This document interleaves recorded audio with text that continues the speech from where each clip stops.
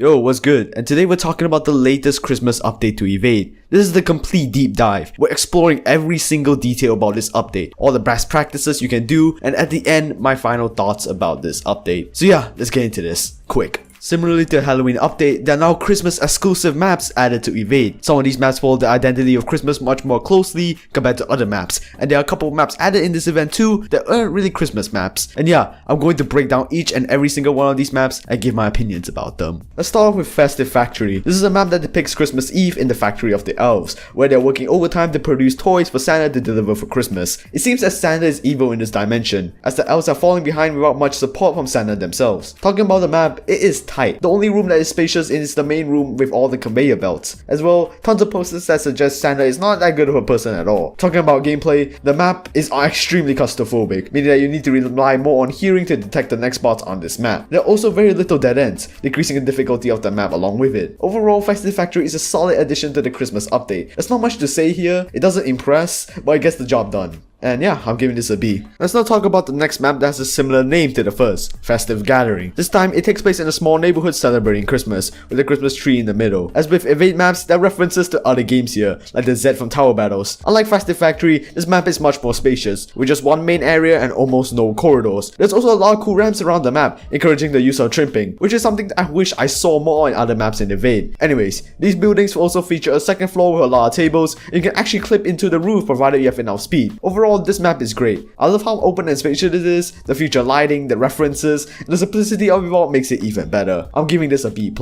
FRIGID Power Plant is a normal map that gives off a very industrial feel compared to the other maps. It is probably the least Christmas-like map in the game, showcasing barely any Christmas decorations compared to the rest of the other maps. This map more accurately represents a car park during Christmas, and the many buildings that surround it. The one side of the map features a nuclear power plant, and the other side of the map represents an office block with a cafeteria inside. Gameplay-wise, the map is incredibly spacious and large, due to the lack of obstacles around the map. I like how the cars and trucks around the map are strategically placed to help the players get up to better locations. Overall, this map is one of my favorites, and I hope it stays after the Christmas event is over. I'm giving this a B+.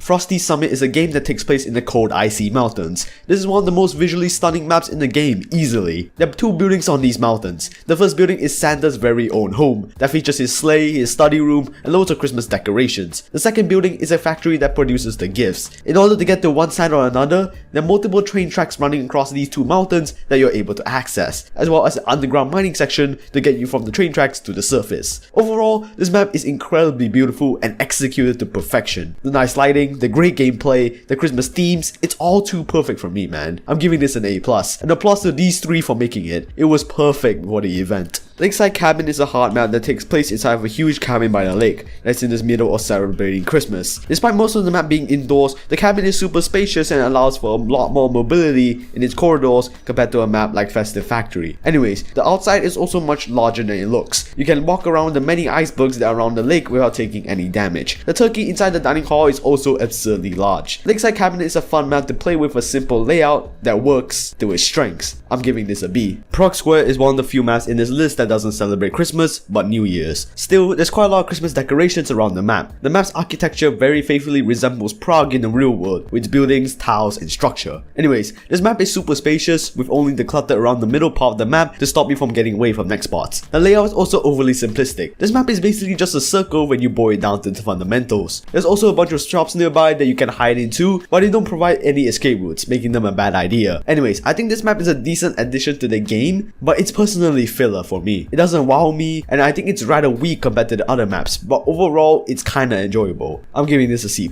Mountain College is a map that I find perplexing. This map actively restricts you from going into the rougher areas of the map, with you restricted to only the walkways. Now, this increases the difficulty of the game, but adds another element of fun as your movement is more restricted compared to the other maps, which I think is a nice change. There's also an elaborate underground area in the bottom of the college that gives you more room to run around with. But if you look at the bigger picture, Mountain College is just decent. It lags behind in visual quality compared to the other maps, and is just decent in gameplay. I'm going to give this a C. CLIFFSHIRE is a hard map that shows a small town hanging onto the cliffs. This map is mostly covered by snow now and is quite small compared to a lot of the other maps in the game. The decoration of the map is also pretty one-dimensional, featuring a few Christmas decorations as well as bright windows to give more life to the map. The use of these dolls is also an alright addition. But what I like most about this map is there are plenty of alternative and small walkways around the maps that are subtle. They give a bit more complexity to an otherwise simplistic layout. A good map, but nothing much other than that. I'm giving this a B. Winter Palace takes a more medieval aesthetic to the map. This map is mostly comprised of a castle that has a square layout with a very chaotic middle part with tons of Christmas decorations. The best way to play this map is to easily hang around the second floor of the castle. They offer you easy escape points against NEXTBOTS while being pretty easy to access. Honestly, this map outdoes itself on its Christmas decorations. Some maps here do the map minimum, but personally I think Winter Palace goes above and beyond, and all of this is in full display at the middle too. The layout is also really intricate and most importantly fun to play with. This is a great map, no questions asked. I think it deserves an A. NEMO'S Rest is the last Christmas map added to the game. Honestly, it has a weird identity to me. It takes on a more industrial feel with the crates, but it also houses at the side too. I think the best aspect of the map is the unorganized clutter scattered throughout the map, giving an extremely volatile feel to the map that is not really shown in many of the other maps shown in this update. I felt like this map would have been much better if it was larger and expanded more on its ideas to really hone in on the chaotic feel of the map. The Christmas decorations throughout are also not anything too special. Personally, I will give this a B. There are also a couple extra normal maps that saddle into this update in the sidelines. KYOTO is the first Japanese inspired map in Evade and has a completely different feel than all the other maps. First of all, the map is extremely dark compared to the other maps. Night vision pretty much is a necessity in this map. The layout on here is also extremely complex, with many paths, walls, corridors, pathways, and all kinds of things that you need to go through. Also, in classic Evade fashion, there are a couple of memes sneaked into the map. Overall, KYOTO, in my opinion, is a very fun map to play, and this Japanese inspired map puts a new and unique take on Evade. I'm giving this a B+. Mayday, in my opinion, is the epitome of wasted potential. Mayday depicts a plane crash on a swampy area in the middle of nowhere, with a camping spot too. The biggest problem with Mayday is that the map is too small, and many of its cool ideas could have been expanded upon. I constantly find myself running to the edge of this map very easily, and it's a shame considering how good the decoration on the map really is. I think it personally has the best decoration in its entire Christmas update, but its ideas are just not fleshed out enough and expanded upon to be enjoyable. I'm giving this a C+. And other than that, the next most exciting thing to come up on this update is the new Battle Pass. The Battle Pass works exactly like how it did in Halloween. Gifts will drop randomly around the map, and with these gifts you're able to purchase cool new exclusive Christmas items to add to your avatar. There are over 100 of these, but don't worry, it's less grindy compared to last time. This is because the prices of these items are much lower than the prices of the items shown in the Halloween event. This is great because it takes less time to grind for these items. Honestly, for me, this was amazing because I don't really have the free time to grind Evade all day, but this update allows me to easily finish the Battle Pass without sinking in tons of hours to complete it. Some of the tiers are locked behind a timer to stop players from speedrunning their way through the Battle Pass, but if you're watching this in a couple of days, the timer probably has already decayed. I'll be making a more in-depth video covering the Battle Pass, and so yeah, stay tuned for that. There's now new game mode which allows players to be randomly selected to become a NEXTBOT. Now that's crazy for obvious reasons. When you're playing with AI, the movement of the NEXTBOTs become much more predictable, and once you understand the AI of the NEXTBOTs in Evade, the game generally becomes a piece of cake. But with players now turning into NEXTBOTs, it creates a whole new perspective into Evade where the NEXTBOTs are no longer as predictable as they used to be. The gameplay you might get in these servers are much more varied now, and they honestly breathe new life into a game with such a simple concept. It's located in the other mode section of the main menu, and if you want to see gameplay footage of it, I recommend checking out my video on the game mode, which will cover it in more detail. The grapple hook has been finally added to Evade. Previously, this utility has been only enabled in VIP servers and was notorious for being super buggy for a very long time. However, it has been fixed and can now be used in regular servers. It's only available for players above level 50 and costs about $1,400, making it easily the most expensive utility in the game. To me, that's super overpriced because this is a utility after all, and honestly, for how long it lasts, you're basically spending hundreds of dollars to use this per round. Dropping its price down to $1,200 or $1,000 will be more reasonable because this is just overkill. Anyways, the grapple hook works best in bigger maps and that generally have a lot of space, like Construct. This is because the ground you are able to cover with the grapple hook is much higher in bigger maps, making it more effective. This thing is generally overpowered, but due to its insanely high cost, I think you're better off ignoring this weapon until you have built a very good bank already. There are 4 new NEXTBOTs added to the game. Anuk is based off of this very new meme on TikTok of this dude staring at you creepily, and I think it's one of the more horrifying NEXTBOTs. Next, Mr. Beast, which is basically self-explanatory, YouTuber with 100 million subscribers, you know who he is. Puzzle Solver, which is another new meme, and Robbie Rotten, which is just No. Anyways, I'm personally a boomer when it comes to memes, but I'm going to try and rank all 4 of these NEXTBOTS. We have Robbie at the bottom, Anuk at number 3rd, Pozzosover at number 2nd, and Mr. Beast at number 1st. What are your own rankings? List them down in the comments. I'm actually pretty interested. There are now new carrying animations, which is a feature never seen before in Evade. There's only 5 of them so far, but I think that in the future, they'll probably have way more than that. Anyways, these are the 5 new animations. Strapped, which costs $1,000, Cradle for $2,200, Piggyback for $3,500, Pizza Delivery for $4,000, Drag for $5,500, and lastly Frost Choke for $8,000. Yeah, they don't come cheap. So what are my favorites? I love Strapped. It looks so cool seeing people on your back, similarly to a backpack. And it's almost the cheapest. I'm gonna give it a B+.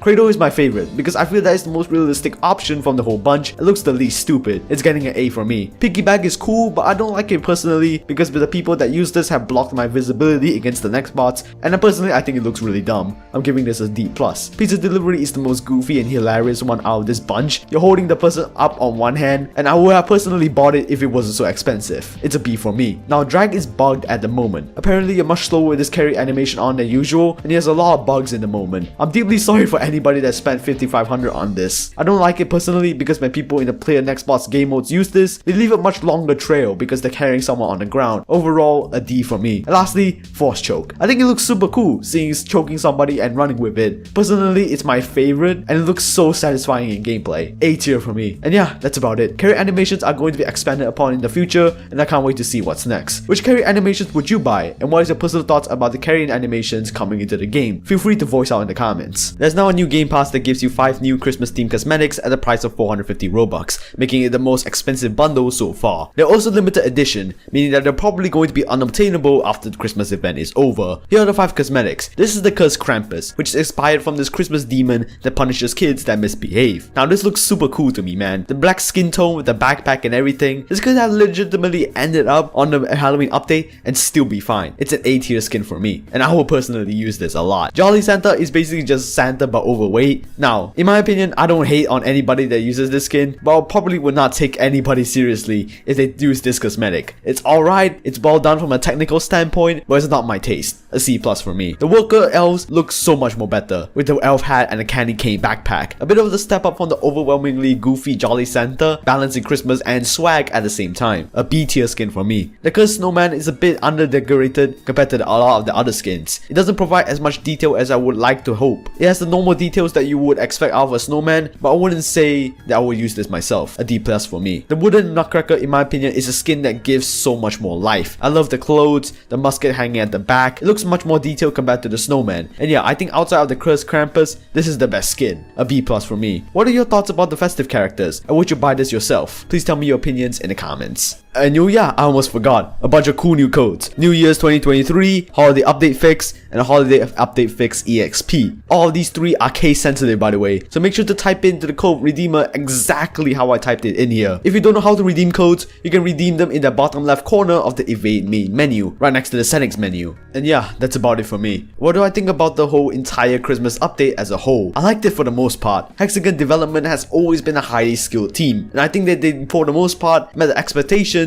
of what the Christmas update should look like. I think for any Evade player, they should be satisfied with what the developers have done for this event. But you have to look at the facts. This was far from perfect. The launch for this update was much worse compared to Halloween. So many delays, stoppages, bugs. The game only ran smoothly after 6 hours of bug fixing after the release. And as for making this video, there are still a couple bugs in the game that haven't been ironed out. The Christmas update also didn't innovate much. It followed the blueprint that the Halloween update set out, but not much more than that. And personally, I don't mind, but this was one of the biggest critiques about this update. If we look at the bigger picture, this update has restored the fan base of Evade, as the concurrent players numbers have jumped from 20k to 30k to 70k to 90k. And honestly, by all metrics, this was a successful event. Was it perfect? No, but it was good enough. I'm giving this a B+. Anyways, thank you all for watching. If you want to see another Evade video from me, check out my first video of Evade, which was made in August of 2022. And back then, Evade only had about 2,000 players. It's definitely worth the watch now. And yeah, see you all in the next one.